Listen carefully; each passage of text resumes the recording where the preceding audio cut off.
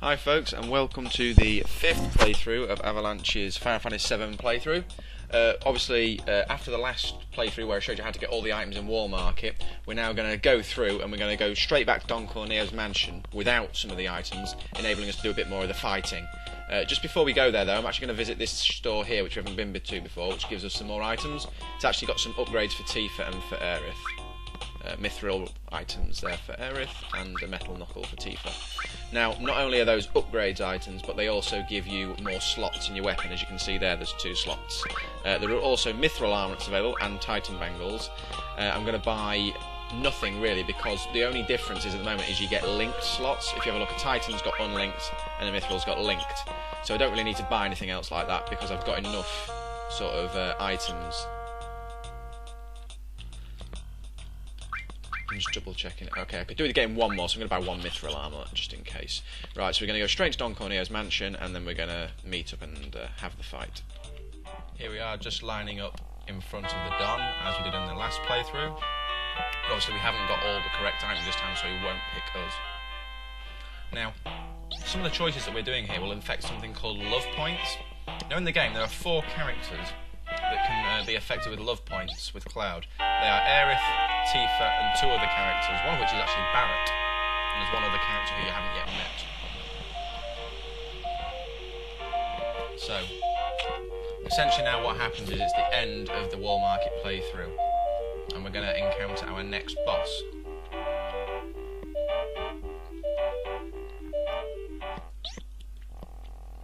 So here's a bit of the pro. Basically, Don Corneo is an informant working for Shinra.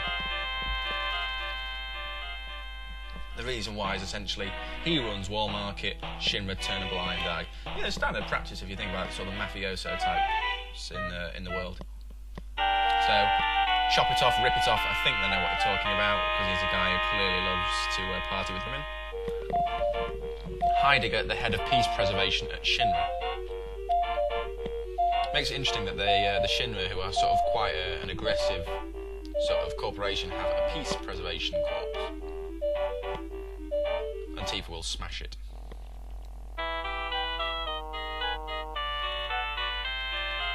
Shinra have infiltrated the hideout and they're going to crush them. Now, support plate was an area where we passed on the way to the 7th Heaven, the secret hideout of Avalanche, where Tifa's pub was. Now, what's going to happen is we're going to make our way back to there throughout the course of this video. But just before we go, Don Corneo wants to ask us a question. Now, the choice is obviously the middle one because Don Corneo thinks he'll win. The other 2, of course, no, but it doesn't matter which one you pick because he's going to pull the trapdoor and we're going to fall down.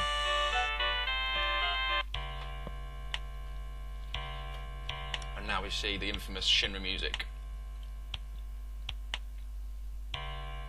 Now, this is the Shinra headquarters now we're looking at. President Shinra with some of his closest aides, and there is Heidegger there in green. Heidegger is known by his gya-ha-ha laugh. And there's another one, Scarlet, who is known by the kya-ha-ha. Now, Reeve's an interesting character. He's one of the Shinra, but he does seem to have a bit of a conscience.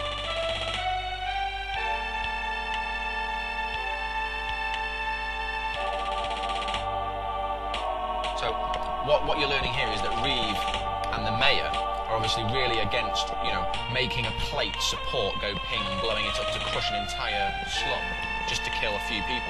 They don't even know if they're going to kill a few people. You know, the people they're trying to kill are obviously Avalanche who aren't there yet.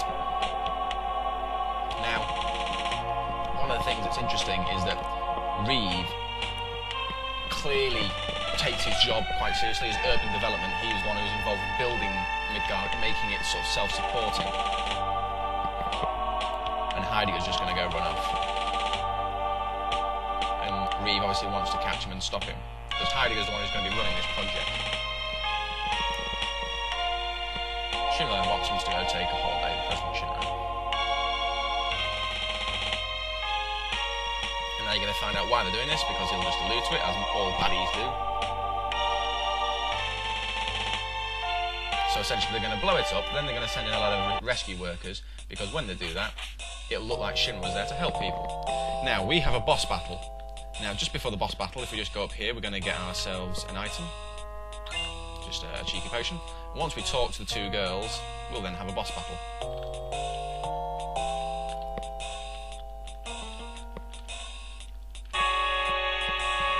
Now, this will be obviously the third battle we have faced. The monster's just about to come and attack us now, you've heard him roar. So, tactics against this monster. We haven't had a chance to do any limit building because we weren't able to leave the mansion, but Tifa has a full limit. So, the monster acts. One of the first strategies is obviously to get some magic off quickly, and then Tifa's limit break. Now, his main attack is Sewer Tsunami, and as you saw there, it hits all 4 people, including himself. Now, when he uses the Sewer Tsunami, if it comes from behind him, it hits him for more damage. If it comes from behind us, it deals us more damage.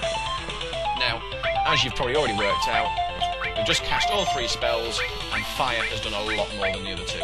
You'll see that Ice has done nearly 50, Bolt does about 60, and Fire does nearly 100. So Fire is definitely the best spell to use. I'm just about to use Cure, because someone's about to be really hurt. I'll cast it on Tifa. Now, if lucky enough, we've got enough MP to cast all our spells repeatedly, so we don't have to worry too much about running out of MP. Now, obviously, this boss will be harder than it is on your game because I'm using a reasonable mod, so it will be attacking a lot quicker than it will on your game. The boss isn't that tricky because he only has a few basic attacks. The only attack you need to worry out for is the Sewer Tsunami attack. But so long as you keep casting spells, you know, Bolt and Fire are the best 2 spells to cast on him.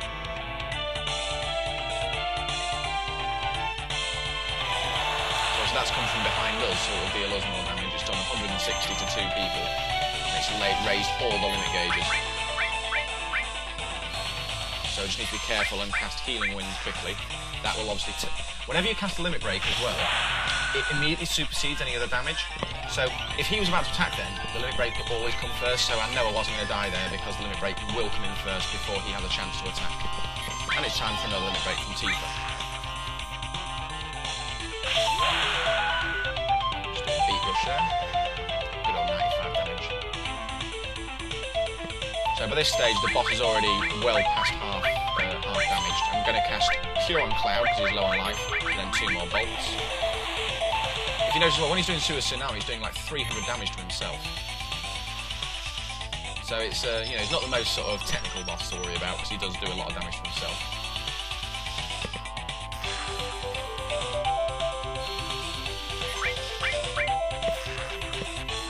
A couple more spells and now another limit break.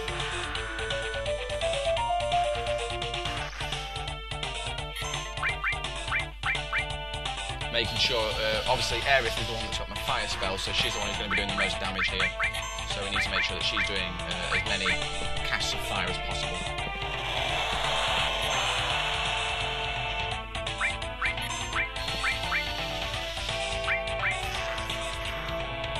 Oh, there we go.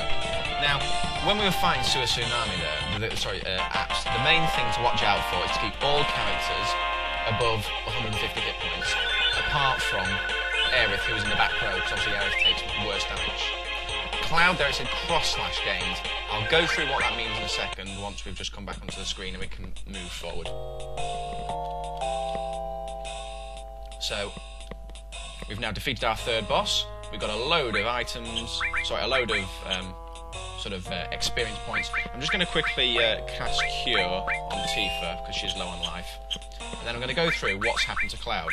Essentially, he's gained his 2nd limit break. If we just look here, it attacks and paralyzes one opponent. So it's stronger than Brava. It will also do more damage than Brava as well, but it has a chance to paralyze as well.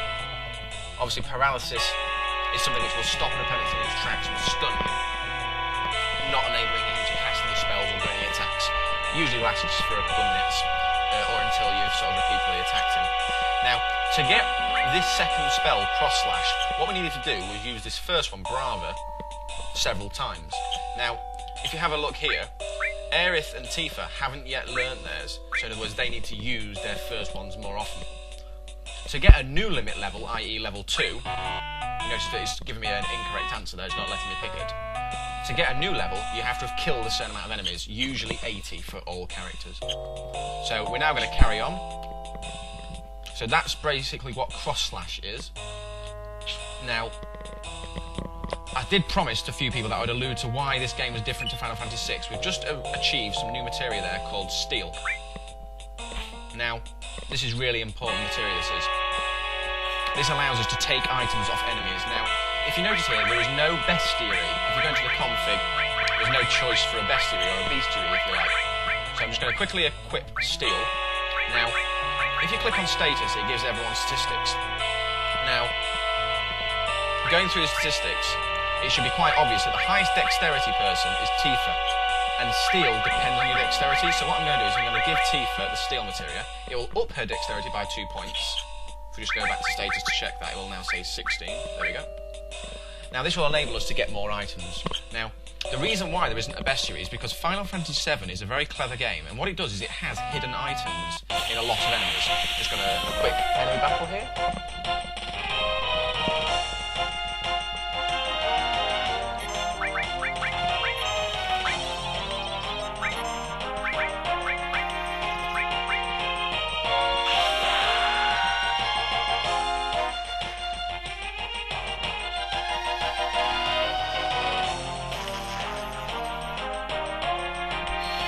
Being a bit wary of how much MP we've got, I'm just going to cast steel, just so I don't use my magic points up and attack a bit.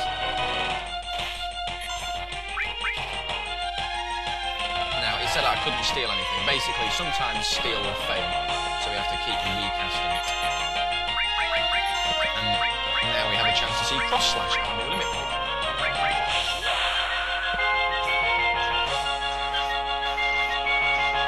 Loads more damage, and it paralyses the opponent before the opponent dies.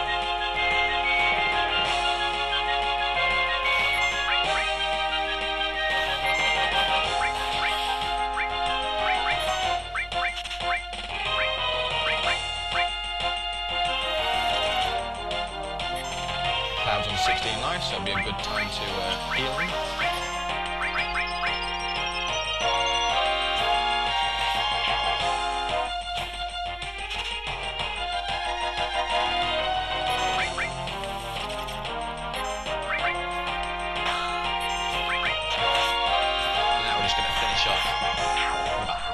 So, this new item, steel materia, it's yellow materia, command materia. This gives us a new command. As you've seen there in the battle, it gave us the command to use steel. Now, just before I continue, I'm going to show you a little trick to save some magic points. All three characters are hurt and need healing. If I take off the all materia from Cloud and put it on with Aerith, and then go to this option, magic, it says added ability all one time. So if I press cure and then press the right button, it allows me to cast cure on all three players, obviously making the magic slightly weaker, but healing all three at once. If you have a look there, all three are fully healed now at the cost of only 5 MP. And then I can simply take the magic off, put it back on Cloud, and carry on. Just something to be wary of, you know, while we're continuing through the game. It allows you to save magic points, which obviously at this point, you know, Aerith down to 19. Cloud and Tifa haven't got too many more, and it's a long time before we can heal or, you know, get more magic points back if you like. So we've just come out, and now we're in Sector 7. Now, at the save point here, if we are low on magic points, you are able to use a tent and replenish some of those. So basically, we're in now what's known as the train graveyard, where all trains cannot continue from. So, up above here, we're going to get back to the train station, and then we're going to find out where we need to go. So to explore here, first of all, I'm going to get all the extra items. So if we go through here, we can find an item here. Lots of potions are in here, which will save magic points. And then we're going to go on top of the train. Now, I was alluding to earlier that there deliberately isn't a bestiary, because otherwise you'd know what enemies can be stolen from. Now, the reason why this is important is because lots of enemies have items which aren't meant to be with them, but Square have deliberately put them in, so sort of like a little bit of a quest. So if you search hard enough, or if you know the enemies which you need to steal from, you can get really good items very early on. And the first instance of this is actually coming up very soon.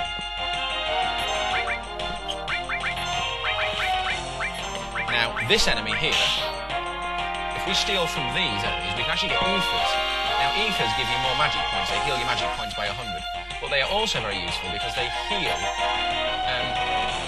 sort of your gil supplies, if you like, because they give you a lot more gil than you need. I'm just going to cast a couple of limit breaks to reduce the enemies by 1. So we're not getting hurt as much. Might even kill them both, but this enemy is quite common to find.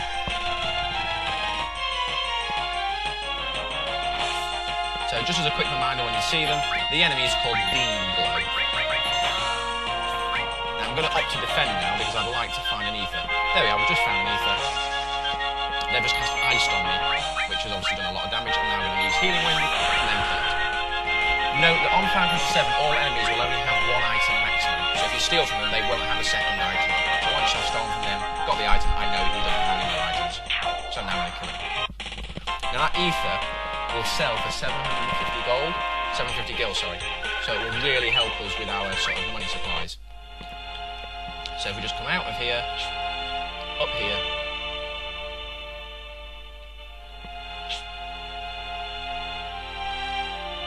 and then down here. This will take us on to the next the next area. Now in this next area, we have a quick puzzle to solve, but we can also find our first enemy, which has a really good item to steal from. Now the enemy we're looking for here looks like he's sort of on a horse-drawn carriage, and he's called Eligor. I'll just let this battle play through first. Oh, we're lucky, we've actually found an Eligor first. This is brilliant. Right, this is the item, this is the enemy we're looking for, Eligor, so it's sort of like a horse-drawn carriage with a person on it. It can cast sleep along your characters, which will put the characters to sleep. Now I'm deliberately not using any magic attacks, because I'm trying to steal an item off him. Now I don't yet know how many hit points he has, so I'm being very careful how much I attack him. Now, as with all sort of rare items, it's very hard to get them, so it will take several attempts to steal. Because stealing is proportionate to your dexterity, and at the moment my dexterities are all very low. Another attack that he does is something called Silence. That stops you from casting any magic, as you can see here. So at the moment, all I'm doing is slowly hurting him, slowly knocking down his hit points and stealing them. Now, soon I'm going to opt to defend with Cloud. This is because I don't want to accidentally kill him, because I don't know how much life he's got, so I'm going to opt to defend him. Now, Tifa's been sent to sleep, which is annoying, because Tifa's the one who can attack. So I'm going to wake her up by attacking her with Aerith. Oh, and Cloud just called that. You can tell that this is something which can get frustrating. So I'm going to attempt to wake up Tifa again. There we go. And hopefully steal the item.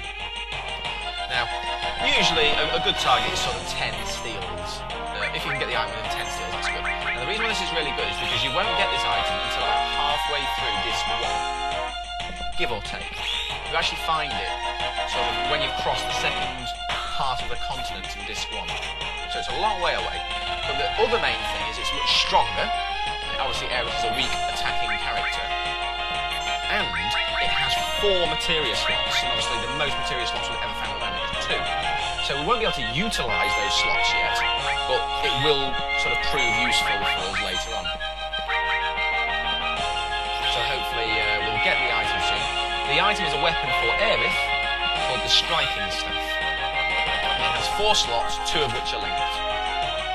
So there is obviously a chance to use some paired materia, the light blue materia as we've talked about before, and obviously some unlinked slots.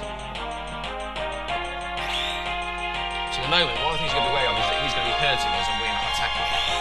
So we've obviously just got to make sure he doesn't accidentally hurt any of us too much and kill us. I'm hoping that in the next 2 or 3 steals we'll probably get the item. Now when I'm opting to defend, it will make sure that I take less damage, so it will mean that he won't be killing me as quick.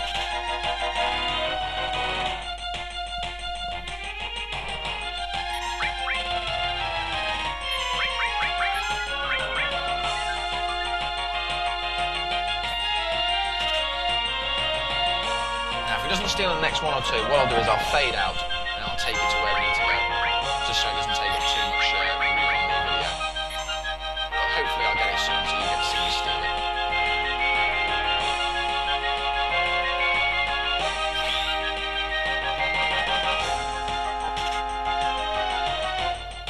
Not much luck.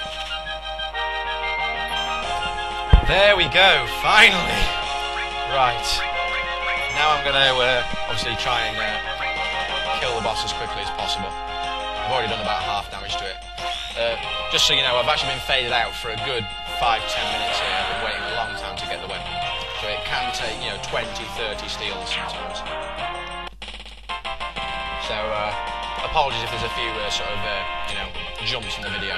You don't get any experience or anything for killing him. So, equipment, mithril rod, striking staff, has 2 extra materia slots, then the attack goes up by 16.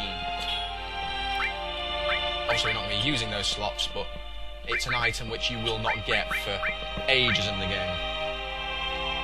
So now what I'm going to do is I'm going to take off the all materia from Cloud, move it back to Aerith, and then have a cast Cure All on everyone. So now Aerith's only got 5 magic points required to cast 1 more cure spell. So hopefully we're going to get to a place where we can heal up all of our statistics. So, the train graveyard as we're in now. We're in the second section, and there's not a lot else to do. There's no more items to collect, apart from one down here, which I'm just going to quickly show you. There we go, it's another ether, and there's another item that's hidden there, but a lot of people don't realise that. So if we just quickly go down and get that, it's potion now. All we've got to do is move 2 trains along, and then we can jump and get out. There'll be a little bit of training involved. I'll show you, ironically this battle is what I wanted to show you, against the ghosts. Now what happens here, I'll cast a spell on them, and then what will happen is they'll all vanish when you try and attack them. And when they vanish, if you then try and attack them, it will miss. So obviously I've cast a limit break here, and you'll see it says miss. So I can only attack the one that's sort of there. So I'll get Tifa to cast Bolt on one of them. And I'll get Cloud to cast Ice on another one of them. And Aerith to attack them. Now, these monsters also contain an item which is called a vampiric hound, or a ghost hound, depending on which version of the game you've got. It's not usually the best item, but I'll try and grab one just to show you what it's like.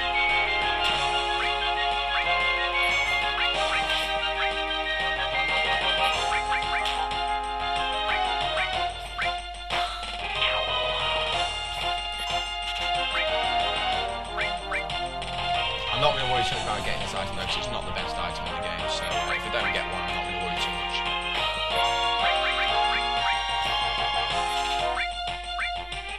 There we are, I've got one. Obviously, with the enemies which have the items which are really, really desirable, they are a lot harder to steal from. So obviously a ghost hand isn't a particularly strong item, so it's not that hard to steal from. And also these enemies you can see are they've got about 200 hit points, so they're not that hard to kill. There we are, all 3 are gone. It's important as well to try, when you've got new materia, try it out on various areas. Like 9 AP there is quite nice for this sort of level of the game. You just have a quick look at the item just obtained, the ghost hand. It just drains the MP out of an opponent. It's not a particularly strong weapon to have in the field, but I just thought I'd show you it anyway. So basically what we're going to do now is we're going to move these 2 trains up, and then that's it. There's an item on one of the trains, which I will get for you. As you can see in the top left-hand corner, there's a little ladder we're going to try and climb on, but at the moment we can't quite reach it. So we're going to move the 2 trains out of the way, and then jump on the ladder. And that will take us to the end of this video. So, just to quickly round off on what we've done today, we've gone back into War Market, we've fought our 3rd boss, Epps, which is sort of a little Don Corneo pet, if you like, in the sewers. We've gone through the sewers and we've obtained our first sort of piece of interesting materia, if you like, in the sense of steel, which is a command materia, a yellow materia. I'm just going to quickly fight this sort of monster here. Ice is a spell they cast, so it heals them, so just be wary of that. Just thought I'd show you that there. I'm going to try and get the ethers off both of them just to give me some more money. Now, in the time between now and the end of the level, we are just going to do a little bit more training. So I'm going to fade out now. What you can expect in the next episode is we're going to climb up to the top of the plate, have our next boss battle quite quickly after the last one. We're also going to meet back up with Barrett, and then we're going to realise what happens after the plate has been destroyed. So a a lot's going to be changing. You can also expect us to sort of do a bit more advancing with the story, and then we're going to get into the final sort of, you know, if you want to call it this, a dungeon of the game, the last area of Midgar, which is a massive place, which is why I'm dedicating, you know, several video segments to it, which will take you through all of the little intricacies, lots of new items to get. But I'm now going to fade out, and this is the end of this video.